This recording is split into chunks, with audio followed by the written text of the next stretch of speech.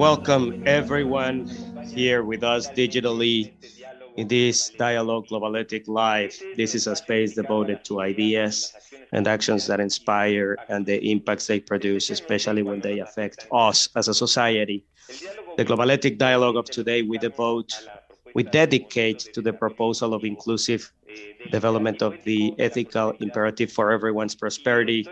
And I'm sure we will set before you key aspects for the inclusive development of the societies of Latin America, and we will move forward with their potential to conduce ourselves not only to a desirable future, but definitely better than our present. I am Alberto Equiwa, and I will have the privilege of accompanying you today in this dialogue, moderating this dialogue. We will have the various topics in these 120 minutes that we've devoted.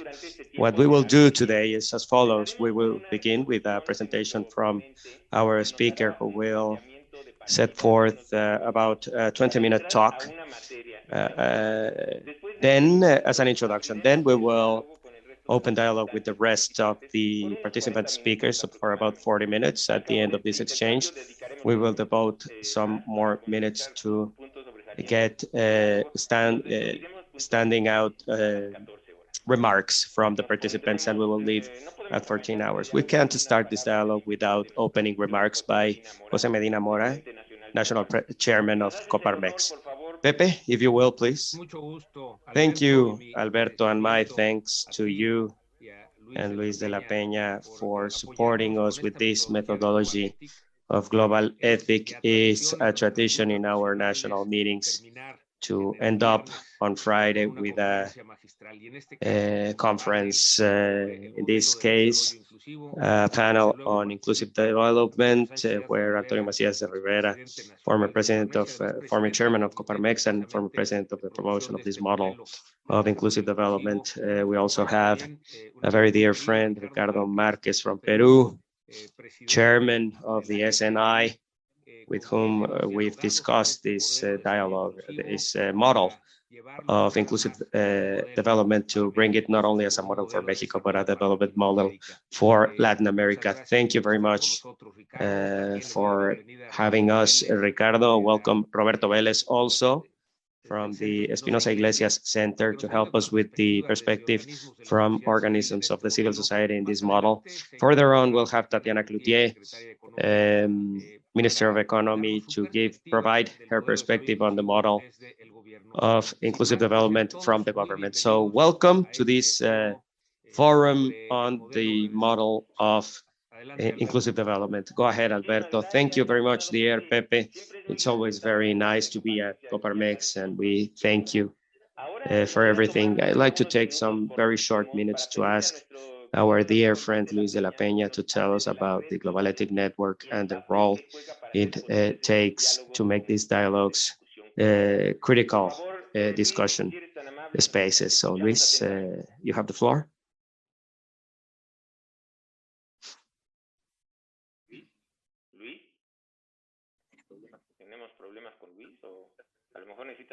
Luis, maybe you have to turn on your microphone. Well, I'm there. I'm sorry. I'm sorry about that. I am very happy to be here, and greetings, everyone. And I manifest that in GlobalÉthik, we are very glad to express our thanks to Coparmex for producing this transmission and collaborating the organization of this event, giving an opportunity to produce it in the framework of GlobalÉthik dialogues. For GlobalÉthik, it's significantly important because we are discussing dissemination of a highly ethical topic, which is inclusive development, with which GlobalÉthik identifies fully and commits to move forward with it. This initiative of Coparmex has an important significance because it happens as a collaboration between the two institutions, and it has a value that increases the significance in the effort and the benefits that come from it.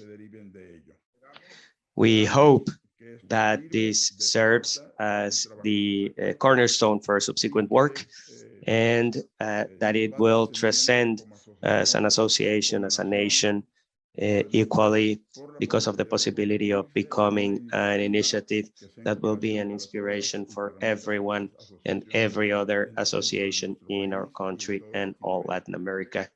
Of this, we wish, and it's part of what we want to do to share and help share this concept. I wish, and we wish, on behalf of all GlobalÉthiks, to thank you for your presence, for your interest, everyone present. We also thank those that participate directly in the dialogue that will be participating and making comments, making remarks about it. And we like to emphasize our thanks to Coparmex. Lots of success and enjoy. Thank you very much, dear Luis. Thank you very much for your presentation of the GlobalÉthiks Network. Maybe it will be worth to emphasize that those interested on what we're doing in GlobalÉthiks can visit us in globalethics.com with TH and with K. We write GlobalÉthic. And Pepe already introduced in his greeting very kindly, but it's good to go back on who will be with us in this GlobalÉthic dialogue. And here we are waiting for Tatiana Cloutier, who will be in the meeting in 20 minutes. We'll have Ricardo Marquez, who's here with us, Antonio Sanchez Diaz de Rivero, and Roberto Vélez Grajales. Thank you, everyone, for having us today, and thank you for your valuable contributions on the dialogue of the model of inclusive development that we're discussing today. We are ready. We can begin this dialogue, this GlobalÉthic dialogue. Without further ado, I'd like to ask José Medina to please begin our topic today, the inclusive development model of the ethical imperative to everyone's prosperity. How about it, Pepe, if you start with your presentation about this important topic? Thank you, Alberto. I apologize that I apologize to the speakers here. It was a way to welcome you and also welcome everyone here from all the country, from Peru, because this effort that we're doing jointly of building a model that is a Latin American model for inclusive development. And I'd like to begin by reflecting a reflection that brought Coparmex to start building this new model. The reflection begins by having a perspective that we believe that if we had economic growth, everything would be solved. That's what we believe, because when there's economic growth, there's investment, then investment generates employment, well-paid employment, and that helps riches to be distributed. But the data gives us a different story. And when we see that we've had the economic growth that we've had in past decades, if it's not great, but we've certainly had economic growth, but in that environment of economic growth, instead of lowering inequality and poverty, inequality and poverty have risen. So what's missing? Something's missing for us to accomplish that environment of justice, of development for everyone. And that's the start of this inclusive development model. That is a model in construction. The intention is for it to be the first, the cornerstone that helps us build upon, and that it's everyone's model. This is why it's important to set that stepping stone of inclusive development. Means that economic development is not enough, that it requires social development to go hand in hand, and to go hand in hand with sustainable development, with ecologic development, sustainable ecologic development. We could say that a way to say that this model, the way this model works is that the floor is social development, that no one is left out, and the ceiling is a sustainable ecologic development, which means that we're not using more resources than those that the planet can regenerate. As I said, it's a model under construction. It's a model that has 3 axes, 20 points. And what I will do is to provide some reflections on some of those points so that we can have this talk where it's valid to question, because if we don't question, it will be very difficult to make it richer. So I'll begin with social development. There's a paradigm where we get a false a question, where we're told that what we should do is to either provide fish or teach to fish. So what we're convinced of is that we must provide the fish, meanwhile we teach to fish. We need both. So we think that social programs are necessary, but we need to change the objective of those social programs. Instead of making the objective the distribution of funds, so that those that are in a condition of poverty, for those that are in a condition of poverty, the objective should be that to accomplish that those people that are in poverty, that those families that are in poverty can leave that condition. The information that Coneval provides reflect in this report made on a bi-yearly basis. They issued it in December. There was an increase of 62 to 66 million Mexicans in poverty. There was an environment where there was economic growth. There was an increase of 3.8 million Mexicans in poverty. So from this 3.8, 2.1 are conditions of extreme poverty. This means that they don't have anything to eat. Mexicans in extreme poverty went from 9 million to 11 million of a total of 130 million total population that we have in our country. This brings us to propose this change in the objective of social programs, so that we can accomplish that the objective is living conditions of poverty. And as they learn to fish, we must provide fish. So a second reflection on the sustainable ecologic development. We've had economic growth where we follow a linear process. From the design of a process, we pass to mass production, then mass consumption, then mass waste. And what we must change is to enter into a circular economy where from design, production, and consumption, we've contemplated recycling. With you, I've mentioned this anecdote of being in a U.S. university in a graduation. A girl was presenting her PhD thesis, and the thesis was that nothing is garbage until proven otherwise. So we need to change that view that we've had, where we don't orient ourselves on how we will recycle or use what we produce, what we use. It is an effect similar to an avalanche. In a landslide or an avalanche, piece of snow causes the whole landslide, the whole avalanche. But that snowflake doesn't feel responsible for that avalanche. So it's what happens with humanity. We don't feel responsible for these climate phenomena, but it's little actions that cause us to have this deterioration of the environment. There is an international organization that helps measure what date of the year as humanity we've consumed the natural resources that the planet has the capacity to regenerate. And as they started measuring it, it was somewhere in December, then it was in November, October, September, August. Presently, it's one day in July. where as a humanity, we will have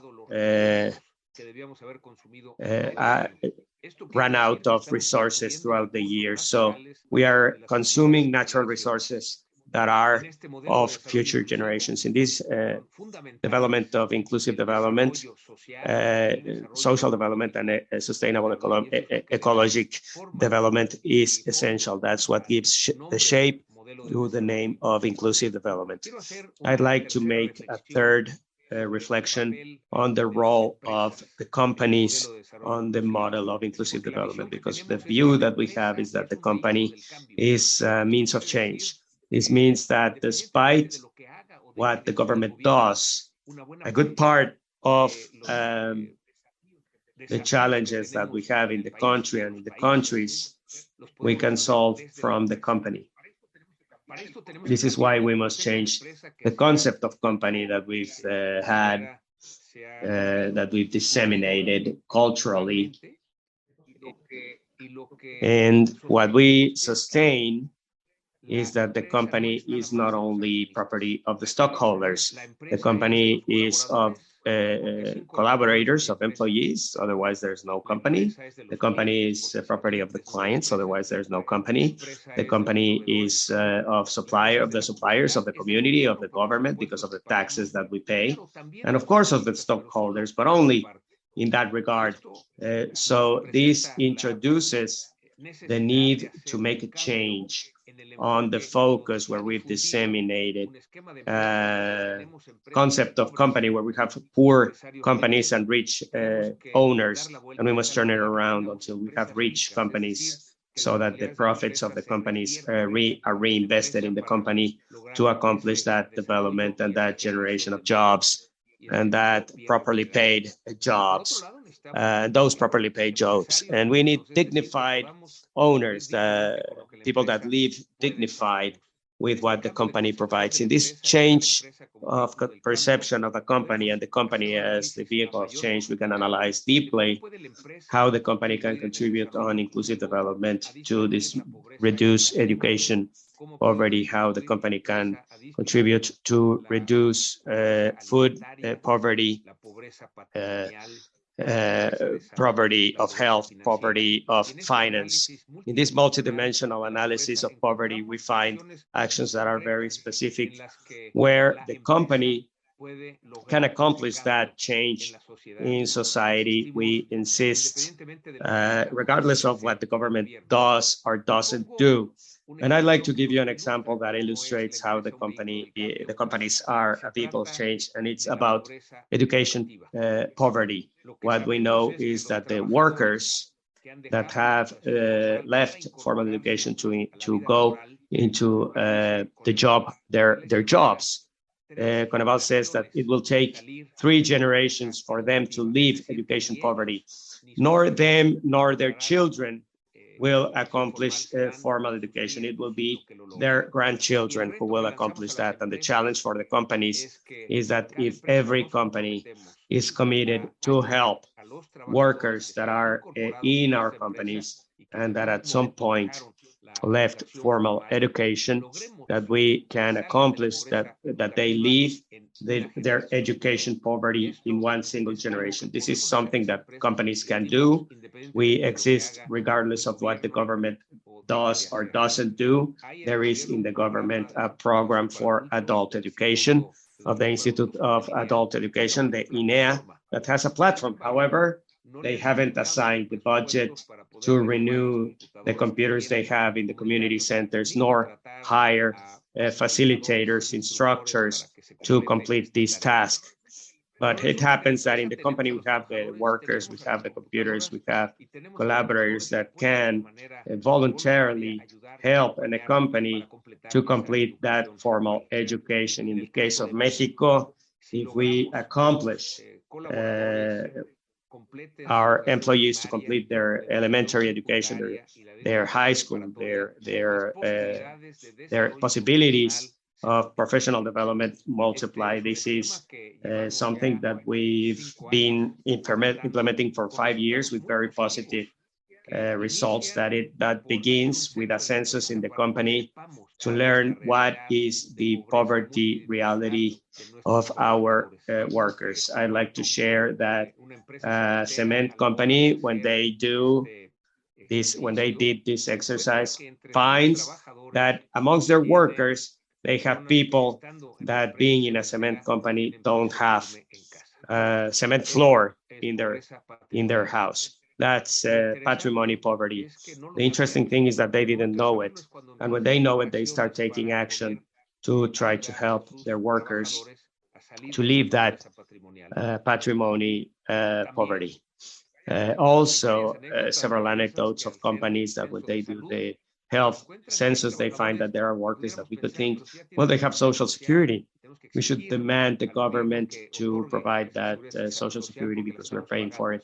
However, there are certain diseases, certain illnesses that are not covered by Social Security that really the companies can help with those costs in a way that we can have them leave that health poverty.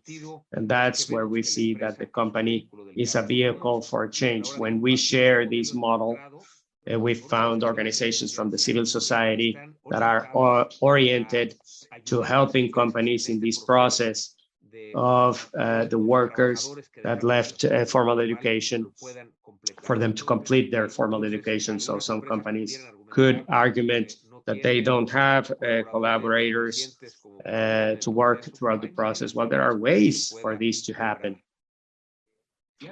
And I'd like to reflect on some other points. Each of these 20 points has a possibility of action for companies, for company groups, but there's a possibility of action from the civil society, and there's a possibility of action from the government. And we believe that the importance of the inclusive development model is that we must build it together.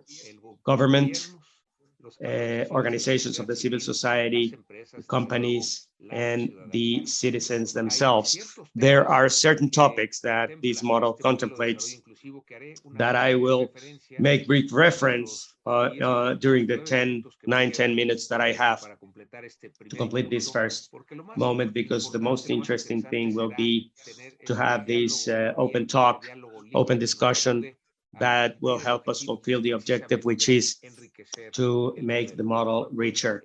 When we ask ourselves, what can we do from the companies, from society, to accomplish an environment where there's more justice for everyone? Well, we find that, of course, we can have an influence to move forward that the systems, the health systems, pensions, housing, for these systems to reach the workers, and with that, to have an environment of justice.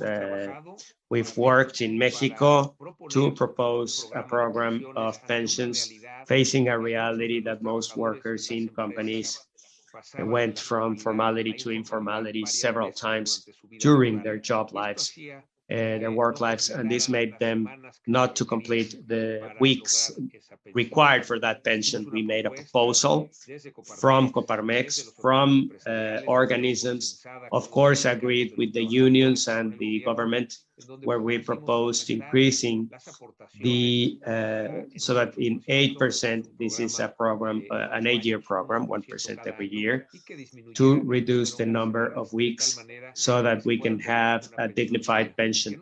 That we don't think that at the end of the work life of our worker, what we should offer them is that dignified pension. But of course, throughout their job lives, that they have quality of health services.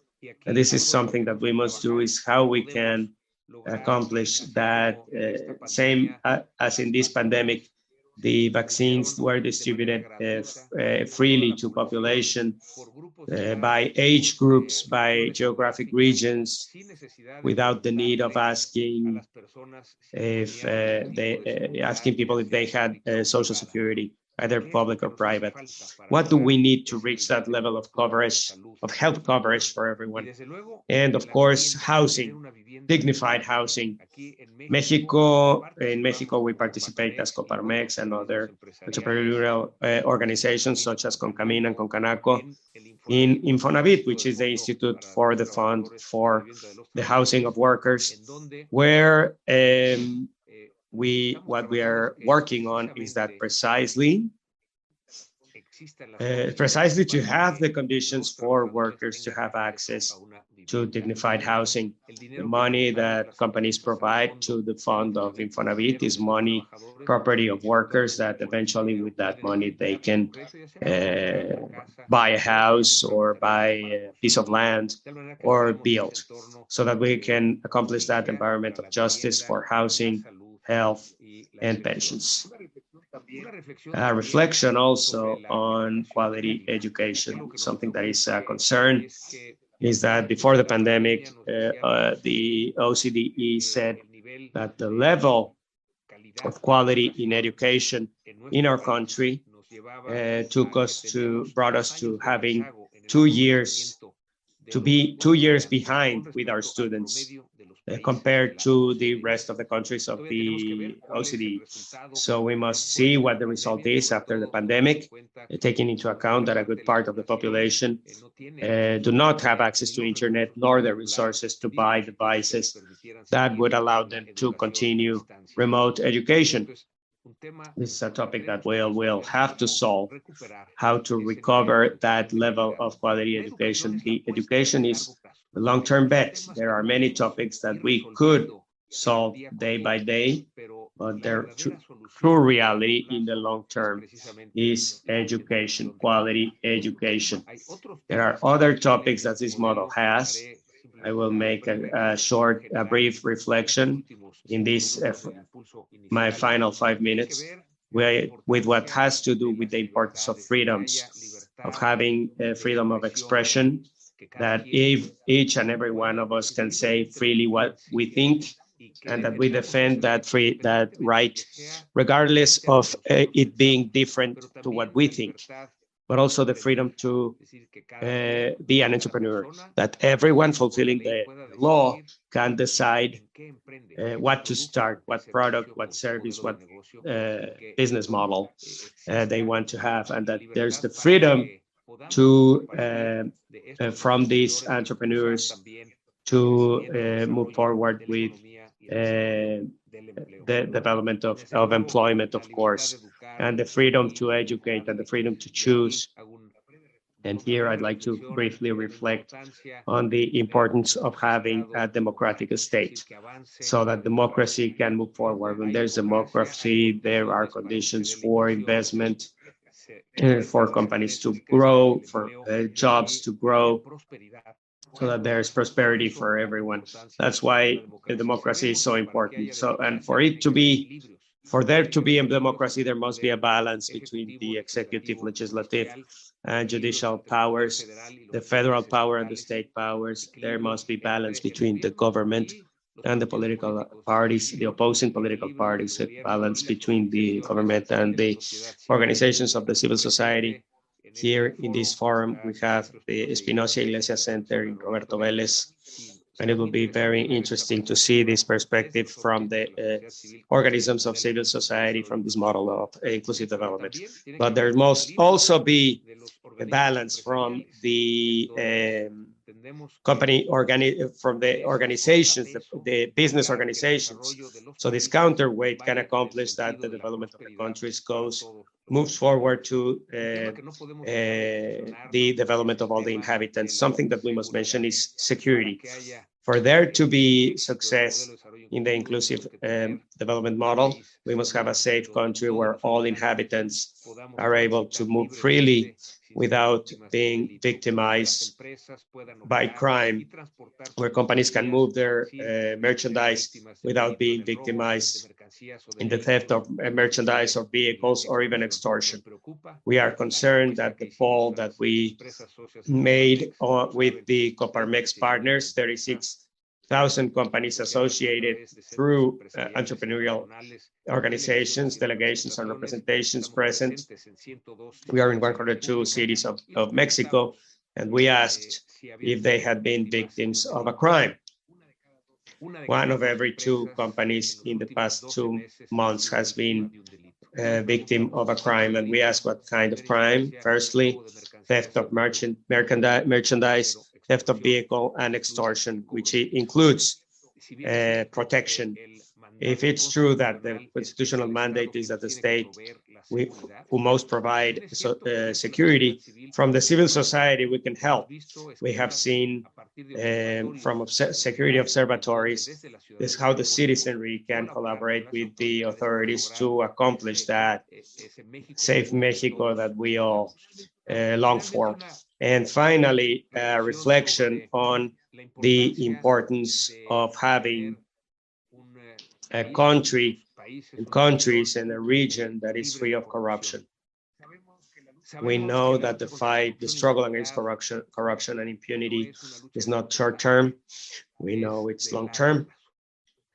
We know that the countries that have moved from being those that there's more corruption to those that there is less corruption has taken decades for them. So it's a topic that we can't let go, and the commitment that we have that we ask for to each company, to each organism, to this organization, to each citizen, to each institution, to each student, is a triple commitment, not to participate in corruption actions, not allowing corruption, and reporting corruption when we see it. We know it's a long-term struggle, but that starts with each of us, from respecting traffic rules, not making a forbidden U-turn, not littering, not cutting lines.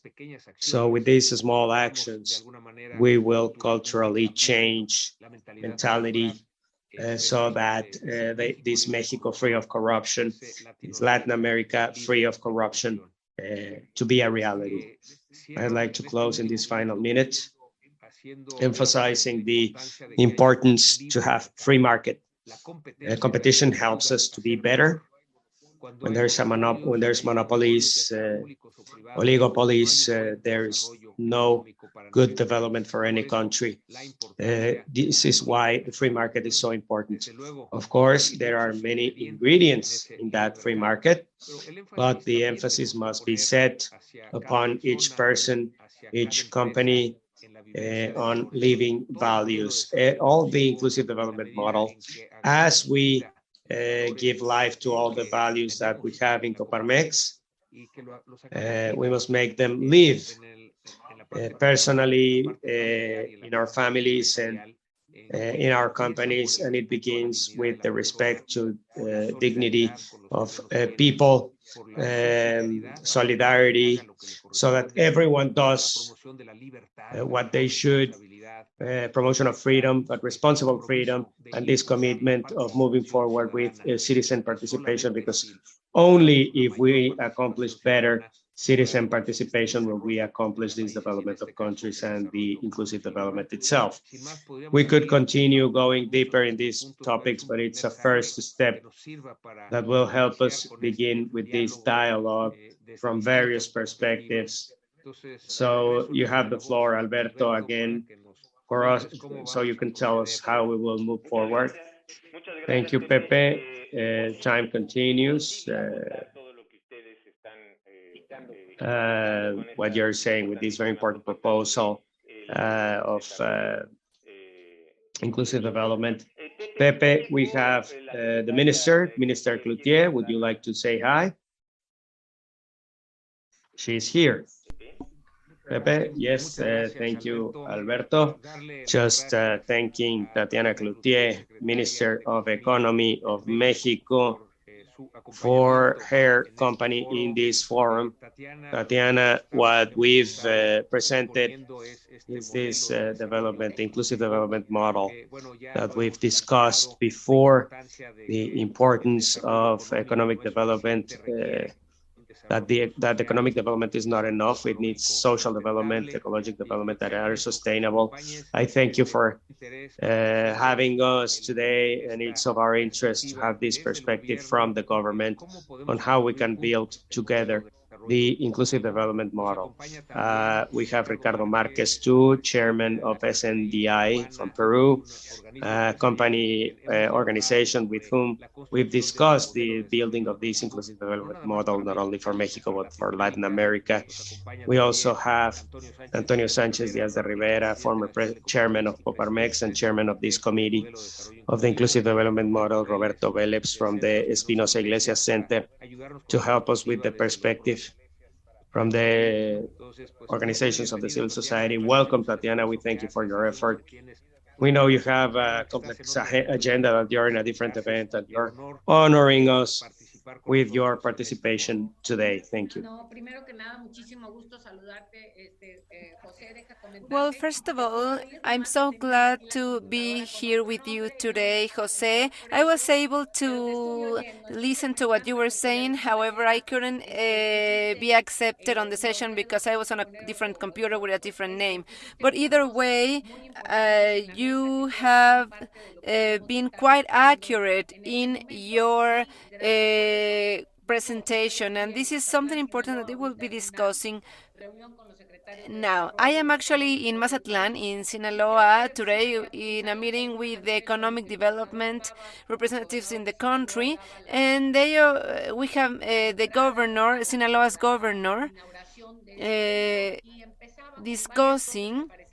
Well, first of all, he provided the opening speech, and it would appear that the governor and yourself were quite on the same page because of what both of you just mentioned, you know. And the governor started with something that you just said when I was listening to some of your points. He was talking about freedom of expression. I am going to address this in two different aspects. The governor yesterday, well, he mentioned that there was a journalist killed in Sinaloa. The governor was saying that it was the first event that he had to be at, a public event, and that he wanted to share some comments about it. First, he wanted to condemn the murder of this journalist and then be accountable in order to find the reasons, the motives for him to be murdered. And the third one, he said, is that he was already working jointly so that this crime can be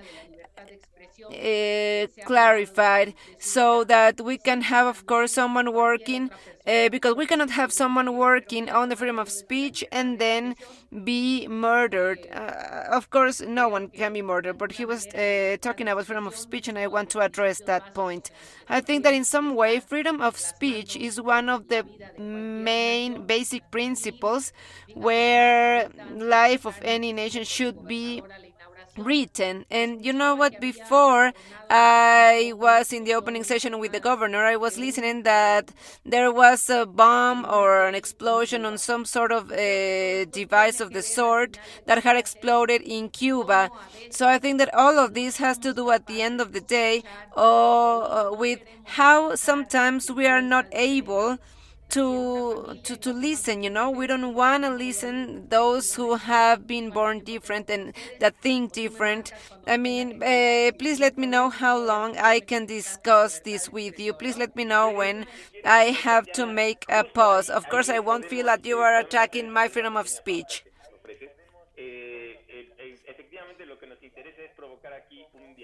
Right, Tatiana, what we want is to provoke a dialogue here. So the first topic that we should start discussing in this concept is the development of the model of inclusive development that Coparmex is proposing is freedom of speech, and the freedoms that, as you heard, was mentioned already by Pepe.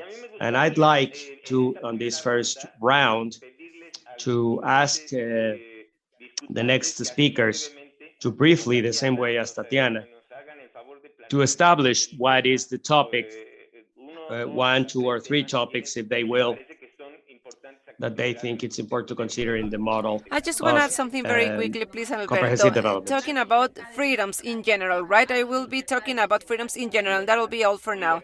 Yes, because not only freedom of expression, but freedom of education, of entrepreneurship, and everything is related to the democratic model. That will be all. Thank you. Perfect. Who would like to continue? Freedoms is what Tatiana is proposing as a topic. Ricardo, would you like to continue? Well, good morning, esteemed colleague, Minister, dear Minister. It's an honor to be here on this line with such important people from Mexico. We, evidently, in Peru have a government that unfortunately has serious problems getting from their party people that can take on these challenges. I know the president with whom I've discussed, I've talked, and I've provided advice, but the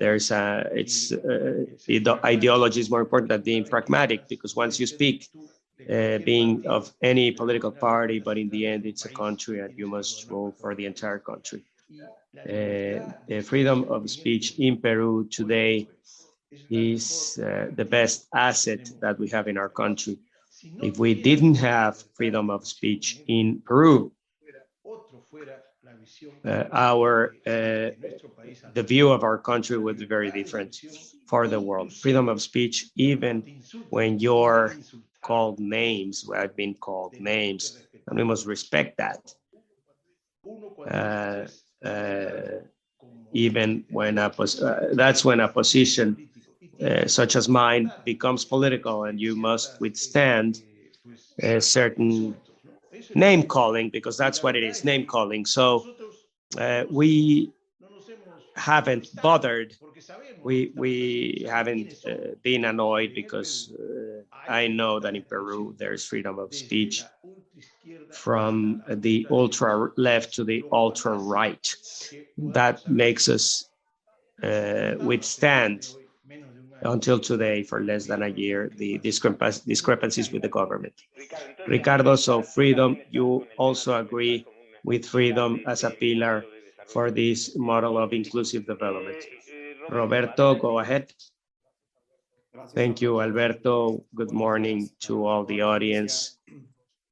I salute you, Minister Cloutier. I'm very happy to see you today, and salute Chairman Medina Mora and all the panelists. Very rightly so, the Minister mentioned freedom, and in a framework of a discussion on inclusive development, it is key to define or establish the magnitude or the scope of what we mean with freedom. So when we think in terms of inclusive development and we think about freedom, the question makes an analogy to a question in a very famous article, Equality.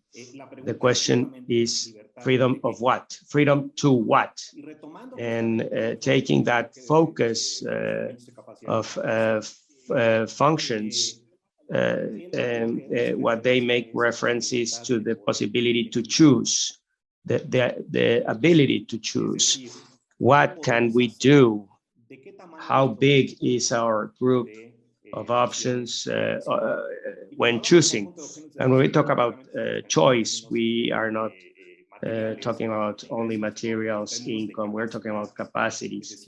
We have a book that what can we do with the book? We can read it, but why can we read it? Because we know how to read. So there, the view of freedom must extend at that level. Freedom to do. In what we've said is what we can do, not only what the law establishes or the informal rules of a society that we can do. So how do we accomplish this effective freedom? Well, we need investment in human capital that is quite important, specifically the Mexican society. President Chairman Medina Mora mentioned about the education development. We will discuss it, but rightly so, to have effective freedom at that level, we need an important investment in terms of human capital and other types of investments that we can imagine, such as law, application of law, having a proper law apparatus. But there I'd like to focus on freedom related to the freedom of being, the freedom of doing. Thank you very much. Of course, Pepe, if you want to contribute, you're very welcome. I don't know, we would need in the round, Toño, would you like to contribute? Yes, I'm very happy to be with you. Ricardo, Roberto, of course, Pepe, and the minister. Minister, we remember your father very fondly. I dealt with him during a very important time in our country. I thought that you were saying a phrase. I don't want to say things that you didn't say, but the important thing is to understand each other when you mentioned freedom. And I'd like to go there. Yesterday, I started thinking, and I've been participating in the model. Those that are there in the panel know a lot and each from their area. And I said, well, isn't it an utopia? And doubtlessly, in the past century, there have been utopias that have left blood on the way, but there have been others that certainly provide an horizon, give hope. And paradoxically, those utopias are based on reality. Well, I think this model will have to become, I believe, in a movement even. We must start in reality. And today in our country, as you know, there's still, not from now, for a long time, there's impunity, there's insecurity. And now what concerns us, and I tell you, Secretary, and everyone, is the polarization that we have.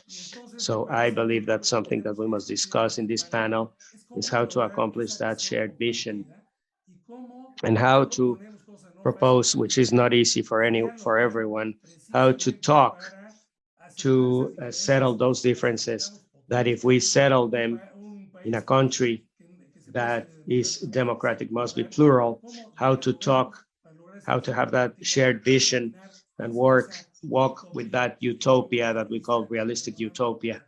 I apologize for the paradox. Thank you, Toño. Well, to react to the reflections that are set forth, first of all, Tatiana, I believe this solidarity thing with the being solidary with the journalists that have been killed. We must be solidary with their families. We must be solidary with journalists in general, with the media. You said it very clearly, listening to those that think differently. And I believe that's what allows the final comment of Antonio Sanchez's dialogue is what solves polarization. When there's dialogue, we can set forth different visions. Right. Yesterday, we made a joint announcement where there's an agreement of unity between the government and the private initiative in Mexico, and that was from dialogue. So we remember, Tatiana, that there were very different points of view, but thanks to dialogue, we got to an agreement. So, Toño, what you're saying, polarization, I think dialogue is the way. If we listen to those that think differently, as Tatiana said, we can actually build upon it. And a brief reflection on what you're saying, Ricardo. It's very nice to listen, to hear that in Peru, freedom of speech is the most important asset, and that we must defend everywhere in Latin America, even if we are called names. Yeah, sometimes it's our turn to be called names, but that's the nature of our responsibilities. And finally, I'm sorry, of what Roberto mentioned, I think this deepening of freedom is very important. The freedom of being, the freedom of doing, because if there is a person that can't read, if we say that they have the freedom to read, well, they don't have that freedom to be able to read. So this includes a new deepening on this freedom that brings us to specific actions. And without further ado, Alberto, tell us how we can continue with this discussion. Well, here you made very interesting remarks about this point of Tatiana's of freedom or freedoms in general. Maybe we can mention another topic, and I'd like to take this opportunity to introduce or to leave the to mention Germany. They are supporting us in this, because in the German constitution, there is an article there which is very significant that sets forth that ownership mandates.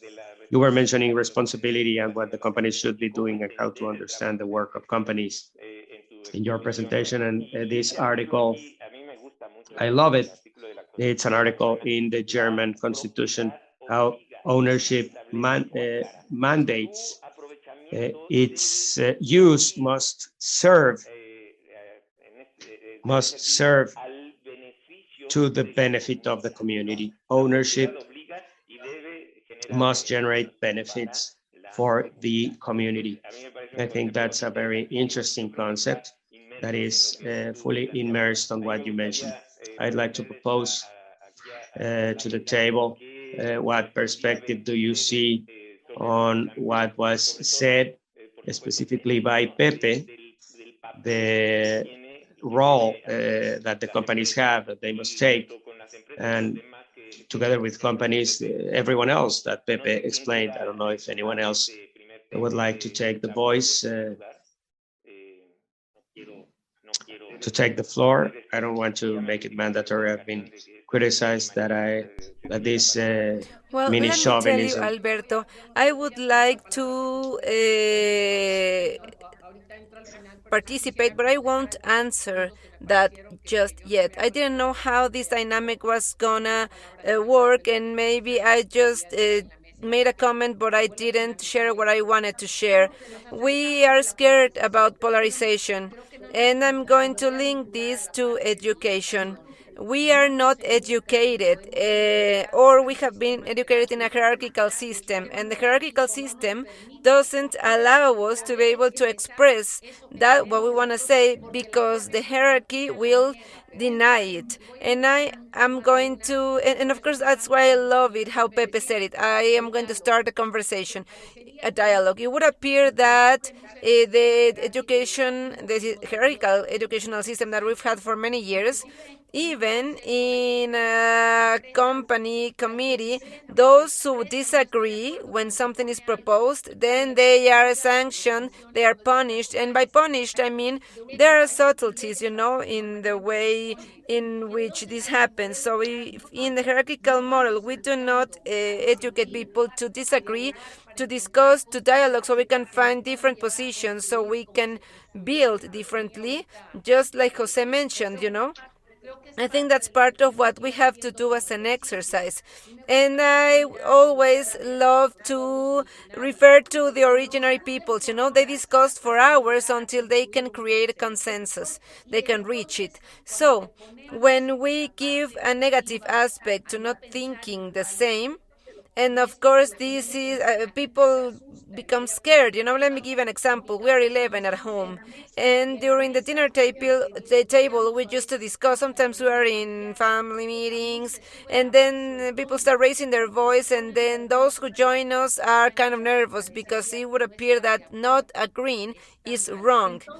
So, discussing strongly, discussing, dialoguing to defend what you believe in would appear to be breaking love and conversation to create ways towards a solution. But it's not like that. I think that we have a wrong concept, because we do not strengthen the fact that we can say I disagree. However, that does not mean that I cannot experience with you the rest of the things that I do agree with you. So I think that we have to fix it from school, from when people are very young, and of course from committees, of course, where their models have started to change to find solutions. And now the second aspect, because I think that we also talked about safety and security, and I think that it becomes important. When we were talking about safety and security,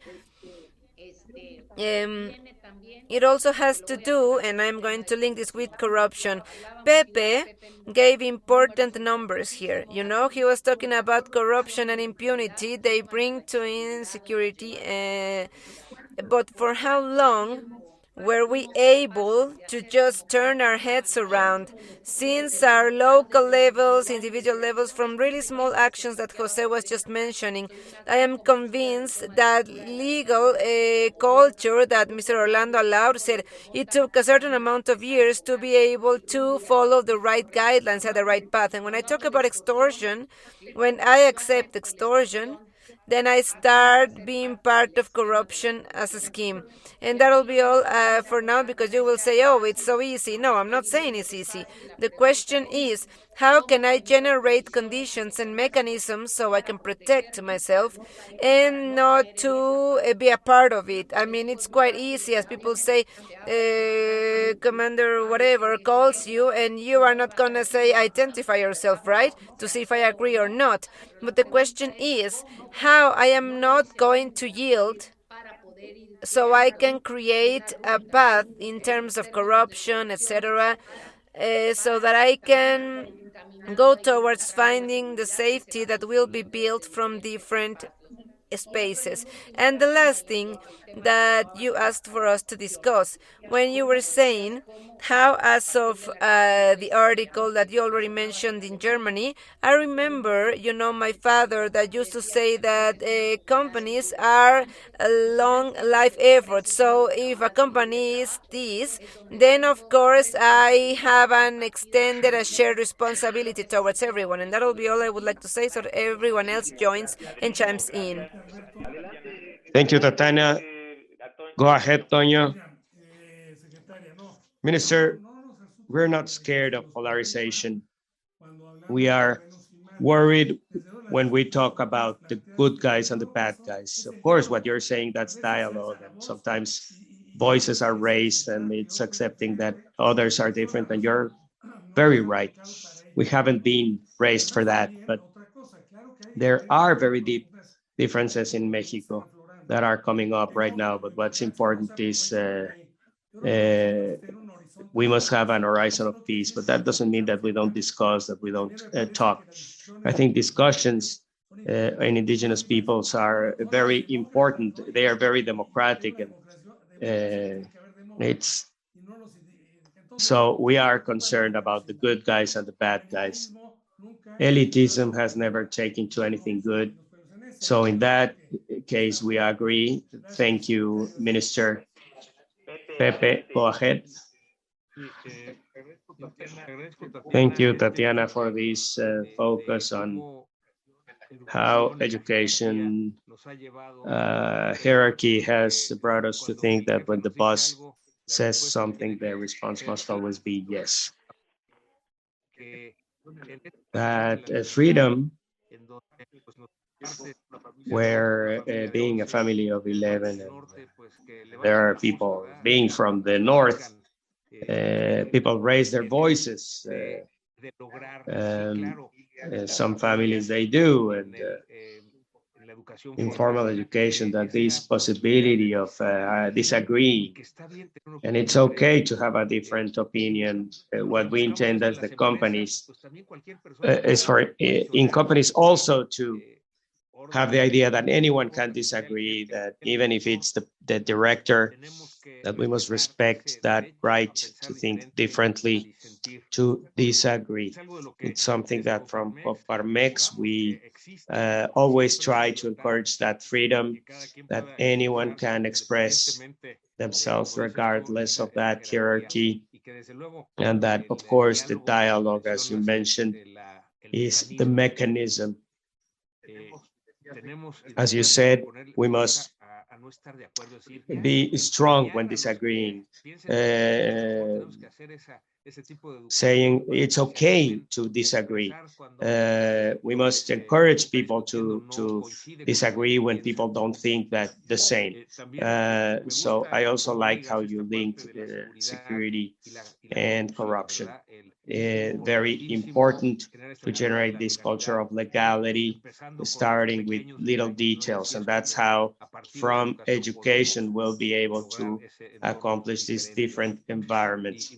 And this image of company as a community of life and work brings me to reflect upon how the mission that we have in companies is comprehensive education of people. But yes, commitment must be for this person to be a better person when they leave the organization, when they leave the company. And that's when we will accomplish that we are, for us to be a community of life and work. That would be my reaction to what you said. Thank you very much, Tatiana. Thank you, Pepe. We have in this round, maybe you'd like to say something, Ricardo or Roberto, I don't know. Particularly, I think the perspective of these elements that are on the table, dialogue, corruption, the role of the company and in general of companies is part of the society in the model of inclusive development. But from Peru, how this is seen from the Peru perspective. Ricardo? Yes, I'd like to, Alberto, to say, to mention a case that what I've been thinking these days on this topic of security and corruption. Here in Peru, we have a jungle, you know. There's coast, there's mountains, and there's rainforest. We call it brine. It's a place. So what happens? There's a population there that plant cocaine. And the statistics say that the last year, from 40,000 hectares, we've gone to 88,000 hectares of coke. And we also say, and the authorities say that between 80 and 90% goes for cocaine. So us as businessmen are concerned because we must look into how to substitute products to prevent this from growing. So what do we see? That this government says in 5 years we will withdraw all the army from there because in 5 years it will become a productive region. But the truth is that the productive region in that place is very dangerous because there are still terrorism remainders there. So we are very concerned on what we do on this area because us as business community, we must prevent corruption. So what are we actually doing? We are talking with large groups. There are two that plant palm oil there. And 20% is handled by them and 80% by the peasants. We are bringing two more groups to bring the government an alternative on substitution of coke, because truly I see that if this continues so, corruption will be worse than what we have right now. Here in Peru, as you've heard, 80% goes to cocaine, but here there are no families there. There's no one that you can say, well, these guys are terrorists. No, this is very weird. We see that like any other company, any other country, that economy keeps growing, but we don't want this to continue. And what we are waiting is for some definitions, but we are going into this proposal to the government, but to prevent them from living here in 5 years and letting everyone plant coke. This is something that I want to say because we've been throwing it around, and we've decided it's our responsibility that there are plantations, alternative plantations, because if otherwise the private sector, if the private sector doesn't face this, in 5 years we will have a problem, and we haven't been aware of setting an alternative and fight for this alternative, so that in the brine, in the jungle of Peru, there's then crops. I don't care if it's big corporations, because to get there, you must be a large corporation. And in time, the smaller companies will start working there. Thank you. Well, if I may.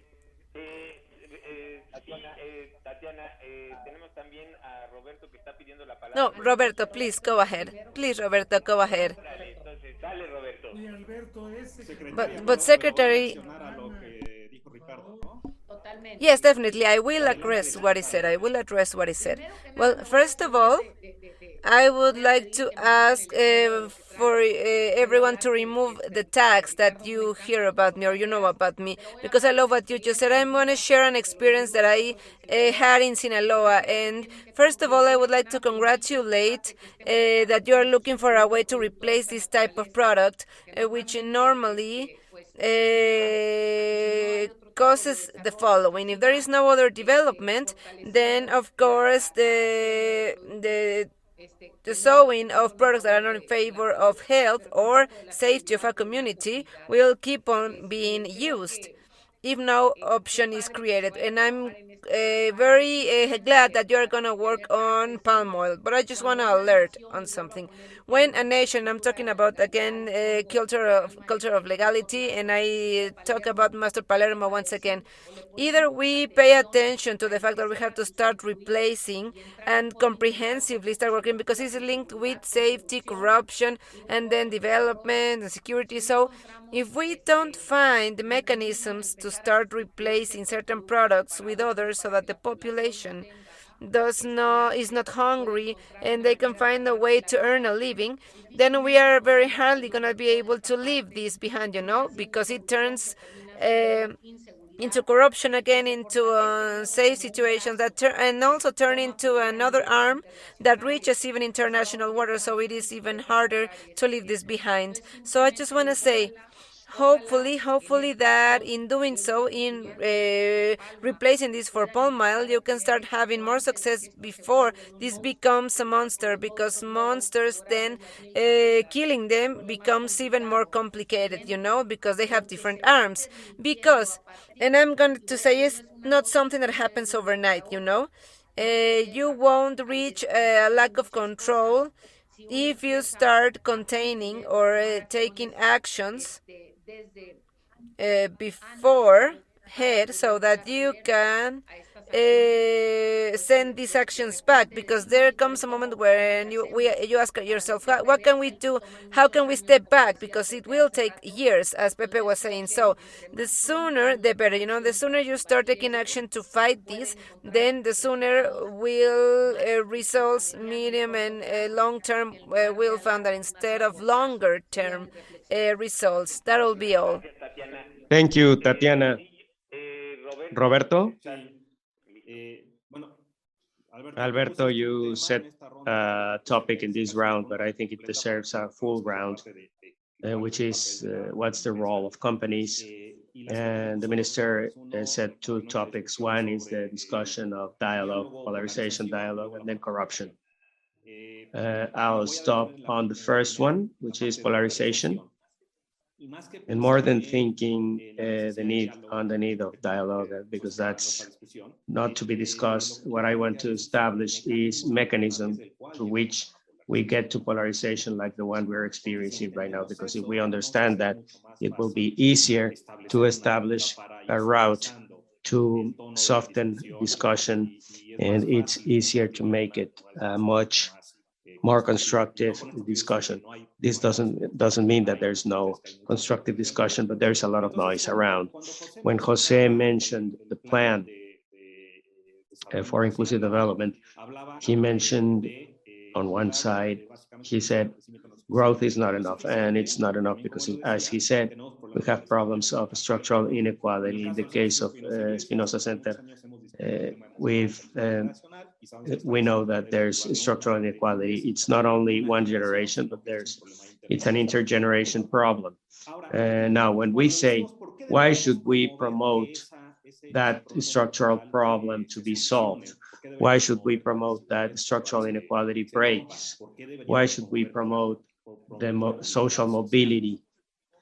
And we established 3 dialogues. One has to do with economy, the other is socially, and the other with social emission. When you have a situation when socially, economically, politically, in every dimension, there's a structural inequality that is important, then the possibilities of construction of agreements, of objectives, common objectives, becomes much more complex. So the thing here is that as we don't break with these structural inequalities, then it will continue being complicated to establish solid foundations for dialogue and the search for agreements and common objectives. If we have that clear, the road will be paved for public discussion, and the way for public discussion, Jose, but also discussion to the inside of companies, not only companies, between companies. So this is why I enjoy your program of inclusive development, recognizing this structural problem, which is low equality of opportunities, which reflects in inequality of results, and that permeates the social mobility of population in Mexico. Thank you. Thank you, Roberto. This that you mentioned makes me think on a thesis that we heard in a different GlobalÉthik dialogue when we had Hildegard Stausberg, a very important journalist in Germany, and she mentioned what is there in our countries, in Mexico, in Latin America in general, about the culture of effort. Do we have Latin Americans, Mexicans, this culture of effort? Are we promoting it? What are we doing from the companies to promote the culture of effort in schools and, of course, in government? I don't know if this could be a way to express in a more popular way what you were saying. Roberto, I don't know if you, Pepe, would like to say something. Meanwhile, we haven't heard you. Well, I like Toño Sanchez to take the floor and then me. Well, but don't react against me, just react. Okay. Yeah, nothing is personal. Well, for nothing is me, personal. it's different to what Roberto said. Because in this country, the more you work, and it's part of what you said, and we'll lack a lot of it, there's that structural inequality that evidently I had written several definitions of inclusion.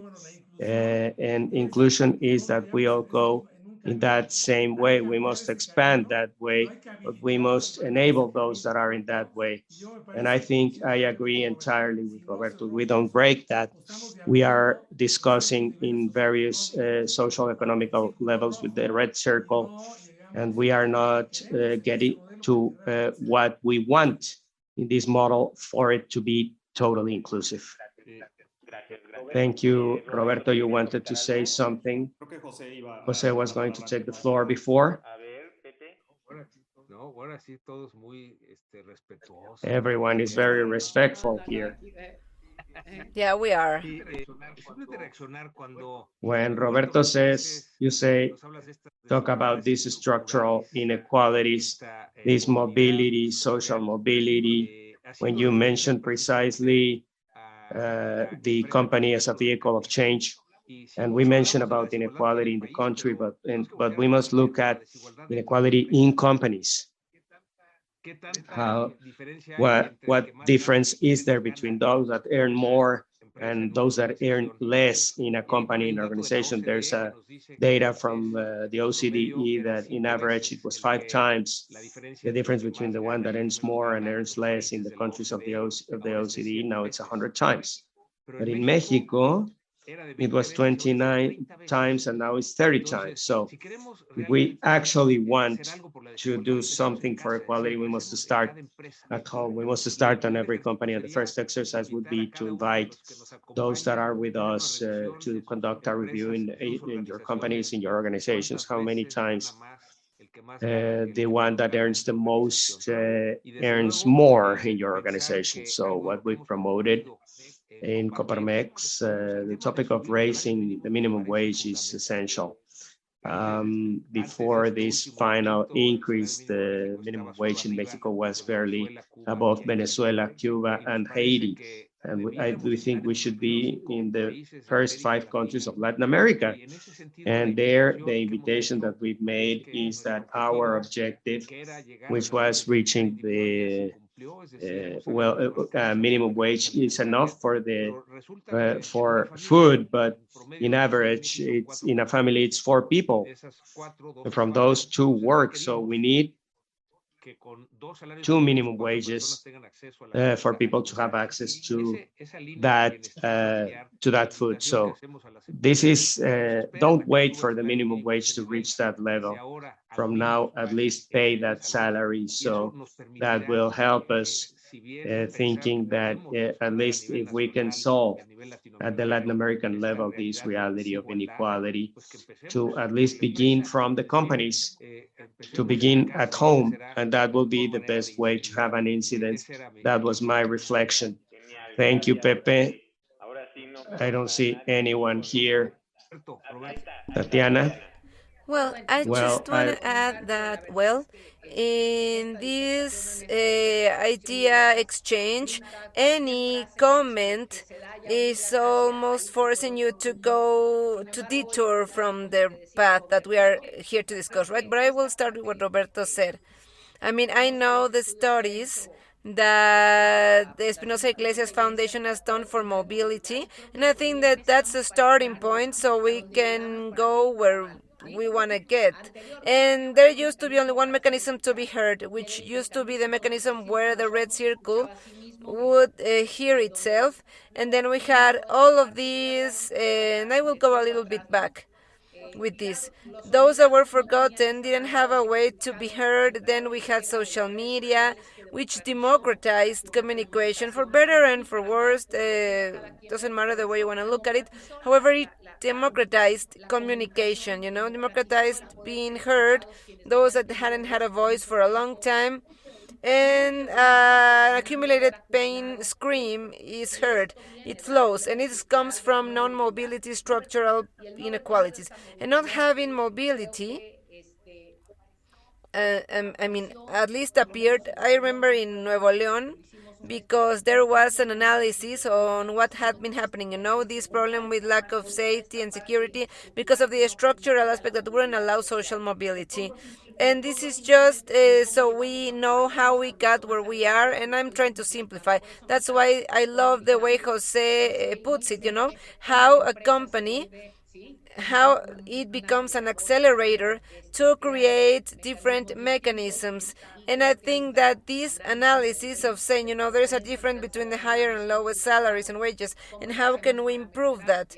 Well, it is not to give away, but to be able to measure it and say how we can find mechanisms so that people becomes better prepared, so that people can make more money, and then we can set better salaries. And I'm going to relate this with something additional, the 2030 agenda. I believe that the 2030 agenda and I compared it when I looking at the inclusive development model. 2030 agenda is like a mirror of this, because the 2030 agenda includes working with zero hunger, working for education with innovation, so that we are able to consider poverty and address it, and so that a better and more sustainable economy can be created, inclusive one. So I would consider them to be almost like a mirror. I don't know if I will be punished by the inclusive development model, because I thought it was quite similar, and it came like hand in hand, one thing and the other. So I believe that this helps a lot, so that there can be a further progress in breaking the structural problem, how to bet on having scholarships, so that scholarships can go to education, so education becomes better and better, better quality one, so that we can break this non-mobility situation. And that'll be one element, where I believe that it is not only reading, but also having access to connectivity from all spaces and opportunities, because if not, we are going to leave behind. We are going to leave more people behind if they don't have access to connectivity. Understanding, of course, the complications of our countries in terms of how complex it is to because of our geography, and I think that this becomes aspects where we have to close gaps. Thank you, Tatiana. We are 10 minutes away from closing this space, but we still have some opportunities. I don't know if you'd like to tell us, in Peru, how does this look from the companies of this breaking inclusion and moving forward on equality regarding the people that work in companies, Ricardo? Well, I'm here because really, when I heard Pepe Medina, my brain immediately started looking for what I agree and what I don't agree. 3 years ago, in The Economist, there was an article about the revolution of capitalism. And since then, for the Western world, evidently, the way we do business had to change. Michael Porter said that too. There are great thinkers in the US that are trying for companies to change. The way we know companies must change. We're saying how in 1948 Ludwig Bell had proposed the businessmen, if they were the ones responsible for Germany to grow. So he provided the points that today we are discussing, specifically the topic of avoiding oligopolies or monopolies. And in Peru, unfortunately, we don't talk about that. And this is why I want to continue working with you, because if I discuss this, that Pepe mentioned, that this has to leave, a change must happen in companies, they will think I am from a different government. So I'm trying to assimilate, because it would be very, very difficult to talk this way. And I will say that I will, because I finished 4 years on June 9th, because truly I want to tell my friends in Peru that if this doesn't change, we'll definitely be left without a country. 2 days ago, I participated in a presentation of the best company here for financial forecasts. There were like 1,000 businessmen. It was in person. We all know each other. And we see the presentation of the Minister of Economy. We see the presentation of those in charge. I would say what company it was, but when the presentation ended, well, we understood, and I understood the economic side, the projections, but then I started asking, what does that mean? What does what Pepe is saying means, inclusive companies, and going to solve the problems that all Latin American countries have? Because what they provided us with was the growth of the GDI, but what they didn't say is how many beds are there in Peru, because when this disease happened, there were close to 100 beds for 33 million people. So I say we haven't learned anything. Today, we not only have to provide data about macroeconomy, the data of deficit, all of those data that we understand, but what we must also provide is the measurement of how many hospitals are left, how many schools are left, how many things are left, and say that month by month, so that businessmen, that the business community knows that socially we're growing.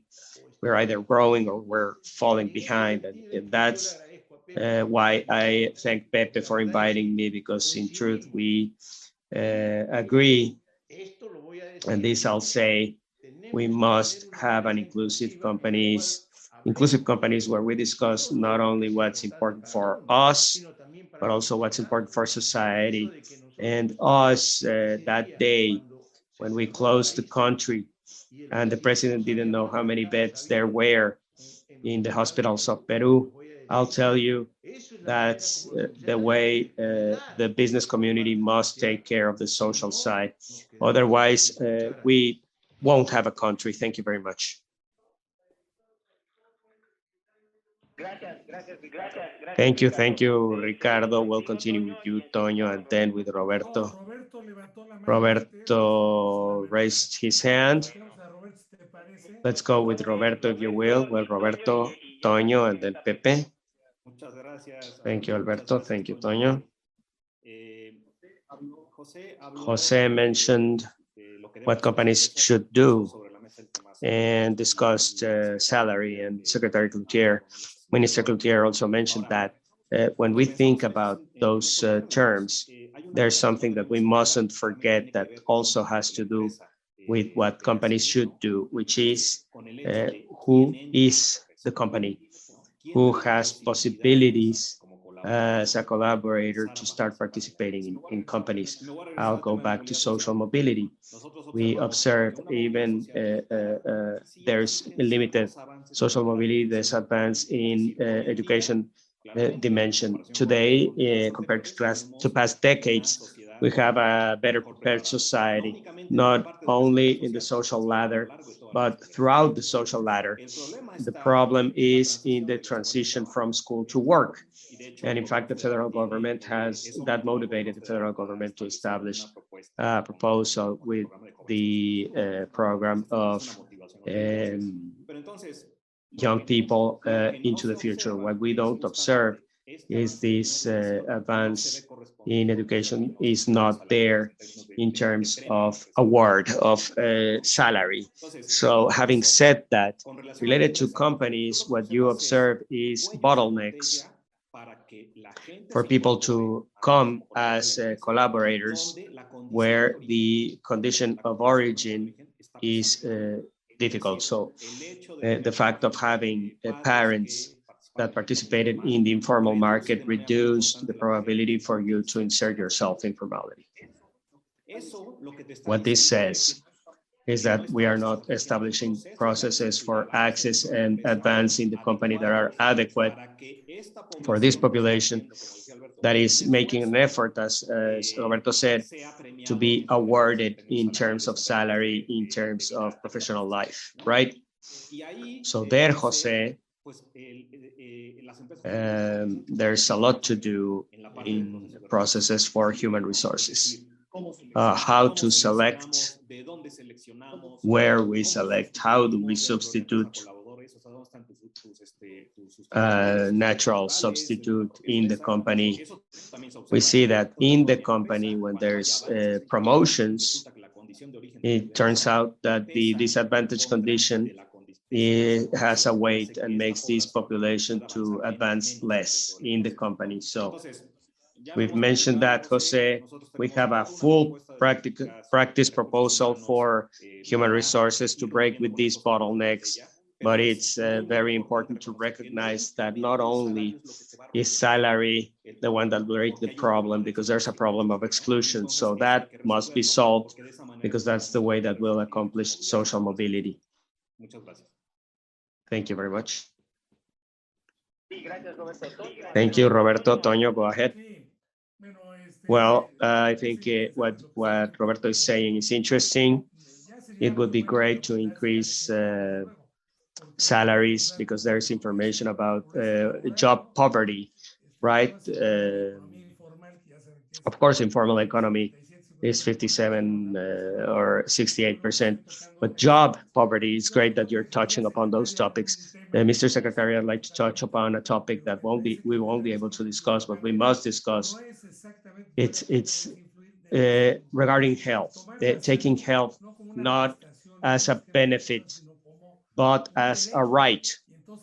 So we must move into a different system. But what you said about the objectives of sustainable development, well, I believe that it's a mirror. Here we have 20 points, as Pepe mentioned. We have 20 attributes, and we've grouped them in 13: the democratic state, the state of law, sustainable development, and solidary politics. And the final objective, as Valentina said in the chat, the final sustainable development objective is alliances. So we must get alliances for that Mexico that we want. Thank you. Yes, sorry. Sorry, I didn't behave properly in school. But well, Pepe, you have the floor first. Well, health, I think, becomes fundamental, health and alliances. Some days ago, Zoe Robledo was presenting, actually she introduced Elsa, because she becomes like of age, and they were talking about how to work on safe and healthy work environments as of what we learned during the pandemic. And during the pandemic, we learned to create alliances, because risking our lives due to lack of health forced us to say, well, if we didn't do it before because of whatever, well, we better do it because it's convenient for us. So I think that where is Elsa bringing us to this that you just said, Antonio? Although maybe it's not a part, but it is. Because if I'm not healthy, I cannot go to work, I cannot be competitive, and this, of course, ends up affecting us. So if I do not work for it beforehand, I won't have a positive result. And of course, this is showing us how to work to prevent. And if Elsa is brought to another environment, it means preventing in terms of many other things, insecurity, everything that we just said here. Prevention, there are some areas that are already bleeding, so we shouldn't just apply a Band-Aid, but we have to put a bandage on it to exercise some pressure on it. And all of this won't be achieved if we do not create the alliances as we've already been doing. I worked with Coparmex in a very important way. We discussed, because of course we do not agree on everything, we don't have the same vision on how to go to the same path, and we understand that sometimes you have to just move around the obstacle to just get there, or maybe I'm gonna get there alone, but then you can walk with me in another part of the path because maybe we don't agree on everything. But that's the way we've been discussing, with part of what's the government responsible, Of course, knowing that you pay us with your taxes. And of course, in exchange of this, we have to listen to you and find the fusion in such a large country as Mexico, fusion of ideas. And there's a lot of things to do because of structural things, because it is not an A, B, or C thing. It is not of today or yesterday, but something that goes way, way back. So I think that we have to work in this, We have to create a path that we can all walk together. And I think that inclusive development is something that offers many aspects that we can keep on building together. And of course, I'm here just to say that alliances, just as SDG 17, will bring a vision on how to create an inclusive development, and especially how to translate, as Espinosa Iglesias tells us in the studies, how to be able to change structural things, achieve this, because if not, we are not going to be able to walk together firmly. And that will be Thank you all I very wanted much, to add. Tatiana. Thank you. I'll take some of the comments you've made that I think are relevant for the population that were forgotten, and maybe thanks to social networks have democratized. But rightly so, when we bring together this topic that you mentioned with what Roberto mentioned, and you say, where he says that when parents are in informality, this reduces the possibilities that the children can enter formality. We must implement these practices, human rights practices proposed by Roberto to solve the problem of exclusion. Talent is equally distributed in the country. Opportunities are not. And that's what we must work on. And if we can change the culture of companies to open, to hire in a much more open spectrum, we'll solve part of that exclusion that has been a reality of this condition from the origin. That way, just a comment. In a discussion that we had on the inclusive development model, a person on a wheelchair said that the model sounded great, sounded very nice, but that companies close the doors to disabled people. We don't give them jobs, maybe low responsibility job, but we don't value them as people. And those the forgotten, the excluded, that you mentioned, Roberto, it's our turn to make those changes to include them on the job. I think this model, Elsa, that Zoe presented on Monday, I think we have reflected, Tatiana, on what we learned in the pandemic, and maybe people accomplished balance in their personal life and work life, where the time that they took to move, now they devoted it to their family, to work out, to be with their family, to a hobby. However, in other cases, it was excess of work generating this burnout, where combined with the reality that there are many vacancies in the companies and we can't hire people, then they overload. So that's the reflection. We work 23% more hours than the average of the countries of the OECD. However, we are only 30% productive. The average of the countries of the OECD, we believed in education that we received, that to be more productive, you must work more hours, you must work harder, when in truth, to be more productive, we must work less to reach that balance that will allow us to center on the person, and with that, to accomplish that prevention. And I'll just end with a reflection of a right to a clean environment. It's a prevention measure towards health. When we focus on the clean environment, we will be working preventively towards health.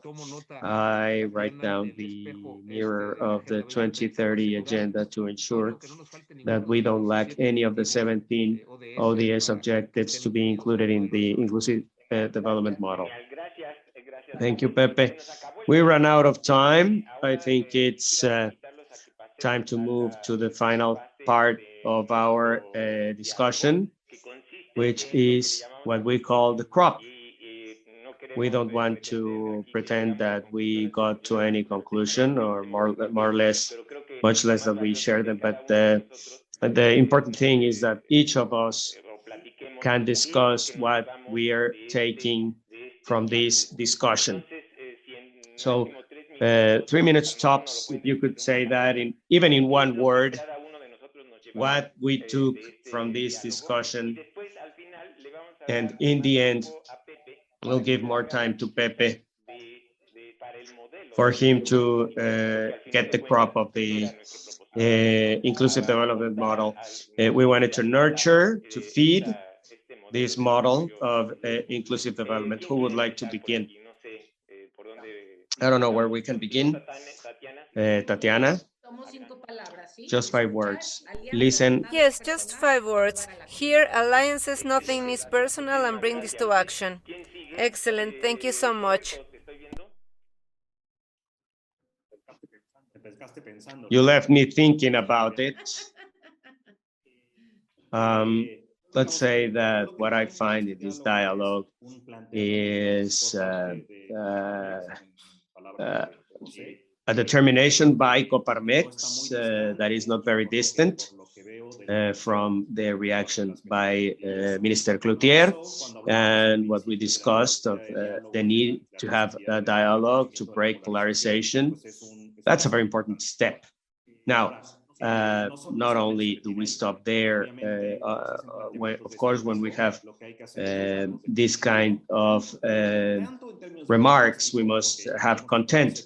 Diagnosis doesn't stop at any time, but very important in terms of planning, and then in terms of instrumentation of the actions that we require to reach an objective, such as the one Coparmex is establishing. So I take that's, I think, a very positive exercise of, rightly so, Minister, if there are communication channels, and those communication channels are not only in terms of dialogue, but they can constitute functional communication channels in terms of actions that we require to accomplish inclusive development, a country with more social mobility. Thank you very much. Thank you very much to you, Roberto. I don't know if we can continue with you, Ricardo. Yes, what I take from this webinar is that you are talking about something that is the same problem to solve in all Latin America. In my conversations with Chile and with Colombia, we've always discussed this problem when I was in charge of the Pacific Alliance.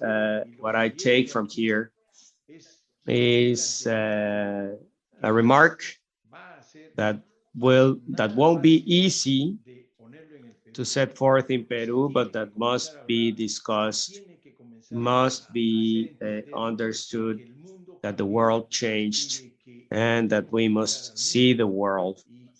And that's the most important thing. There are many people that from big companies start talking about this. Of course, there are many in Peru, but the topic is that we must have this dialogue the way you do with the Minister of Economy of Mexico. And we haven't accomplished that here, because the truth is that when I see you with great familiarity that we do not have right now. With respect, with differences, but this familiarity, we don't have it. So I truly thank you, Pepe, for having me today, because this will help a lot, both me and my country. Thank you very much. Thank you, Ricardo. Toño, your takeaway? Well, 3 points. One is that there was a dialogue here, a short conclusion, which is amazing.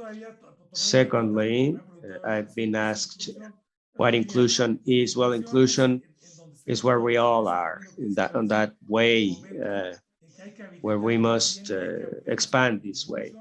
And the important thing is that no one lacks what's basic. Non-discrimination. Inclusion is consensus. Inclusion is to work with others. Inclusion is cultural change. Like the secretary said, inclusion is integrated development for everyone. Inclusion is social mobility. Has been said by Roberto, inclusion is to find today what we seek in our mission, the common well-being, which is, and what we said, stability of governance, and what other way, as we've said, that no one stays alone. And I repeat what I said at the beginning, dialogue to find a shared vision, to go together, companies, unions, civil society, government, everyone together, everyone committed. Thank you very much.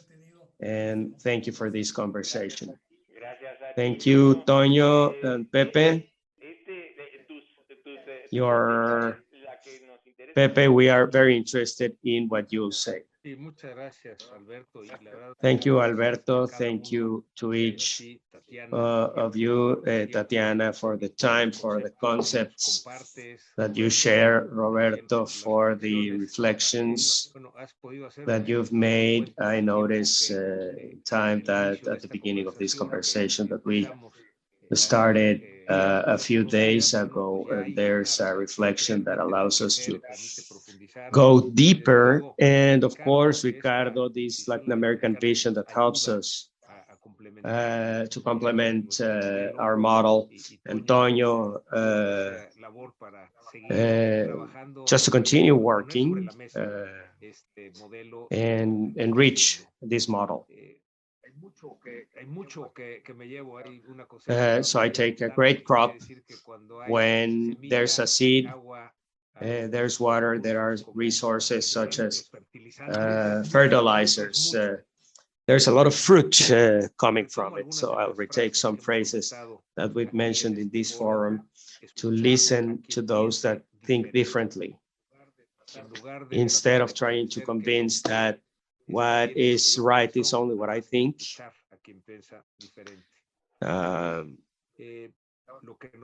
So what you mentioned at the beginning, freedom of speech is the best asset in Peru, the importance of defending that freedom of speech. The depth of freedom is not only in itself, but the freedom to be and do, which requires a lot of actions for it to be a reality in many sectors of the population.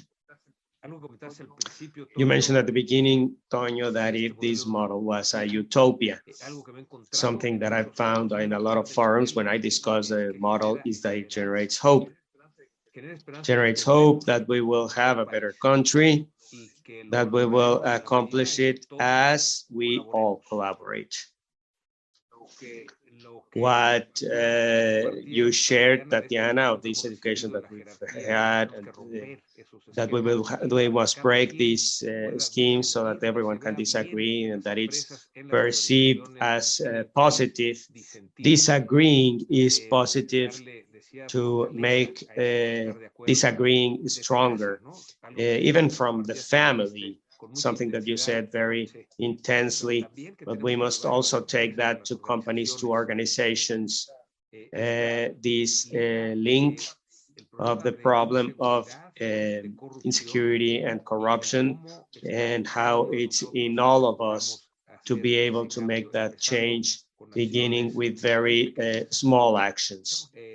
We said the companies are a vehicle of change, but you also shared, Tatiana, a community of life and work. What you shared, Ricardo, in this situation in the jungle, it's evident for me that the private initiative in Peru takes this initiative, and they take this situation of the plantations in this jungle to substitute these crops and have a better country. This that sometimes, Ricardo, we say, this is the government's job to do. This is this is our job too. We must participate in that transformation of the country. To substitute the crops is very important. and to, as you mentioned, Tatiana, accomplish that the population is not hungry. As we said, when we have the either give a fish or teach to fish, we must, in Latin America, we must give a fish as we teach to fish. This topic of mobility, we must go deeper, way deeper, to accomplish those that have been forgotten, those that have been excluded, to change those practices of human resources, to open the gates of the companies to the talent that we have in the country that somehow we don't see, or we forget about it, or we exclude it. Ricardo, at the beginning, when we talked to other entrepreneurs about the company being a vehicle of change, there's a lot of resistance. They'll say you're crazy. They'll say you don't know what you're saying, that the function of the companies is to generate profits. Why should the companies go into the problems of the country? However, we've discussed it often, Ricardo, in the conviction that that's the way we must traverse in our countries in Latin America. To listen, and as it has happened to you, that they call names. Well, we must continue planting these things so that we can change as companies. We have an incidence in that environment to have a better country, a better Mexico, a better Peru, a better Latin America. We can do it. It's not easy, as you said, but this vision that not only see economic projections, but how are the hospitals, how are the schools? And I'll link it to the topic of the transparency model for governments and accountability from citizens observatories to the government that allow us to exist with that accountability. On the other hand,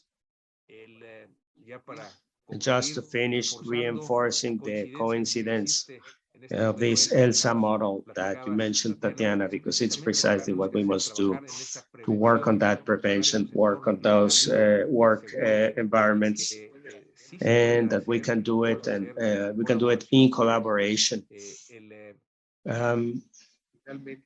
Finally, what you mentioned, Ricardo, about that we have the same problem to solve in Latin America. Often, we just turn to ourselves and we don't see how the Latin American dialogue can help us solve many of these problems.